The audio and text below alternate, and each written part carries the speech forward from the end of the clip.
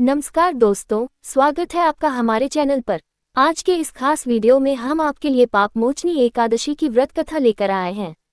यह व्रत न केवल आपके पापों को नष्ट करता है, बल्कि आपको अष्टसिद्धियों का भी आशीर्वाद देता है। तो चलिए जानते हैं इस पापमोचनी एकादशी के बारे में।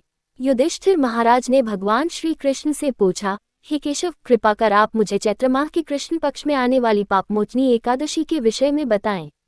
इस पर भगवान श्री कृष्ण ने उत्तर दिया, हे राजन, पापमोचनी एकादशी का व्रत करने से सभी पापों का नाश हो जाता है और व्यक्ति अष्ट सिद्धियों को प्राप्त करता है।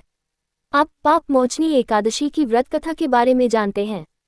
ये कथा अनेक वर्षों पहले की है, जब देवताओं के कोषाध्यक्ष कुबेर के पास चित्ररथ नामक एक सुंदर उपवन था। उस उपवन में एक तपस्वी ऋषि, मेधावी मुनि, तपस्या कर रहे थे। अप्सराओं ने उनकी तपस्या को भंग करने का प्रयास किया, लेकिन वे असफल रहे। फिर एक अप्सरा, मंजू घोषा ने मुनि की तपस्या को भंग करने का निश्चय किया।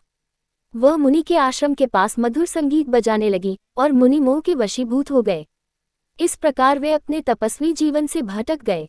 समय बीतता गया और एक दिन मंजू घोषा जब वापस देवलोक जाने लगी तो मुनि से कहा, हे ब्राह्मण, कृपा कर मुझे जाने की अनुमति दे।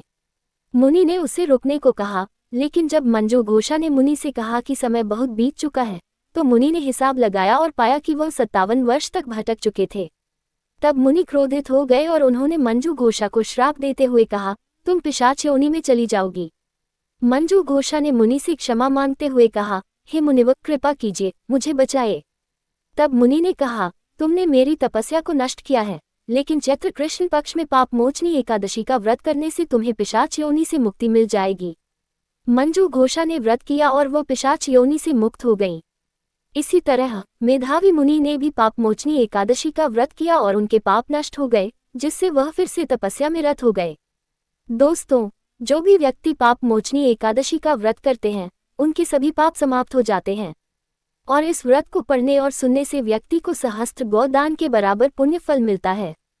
तो इस पवित्र व्रत को अपनाएं और अपने पापों से मुक्ति पाएं। जय श्री हरि विष्णु।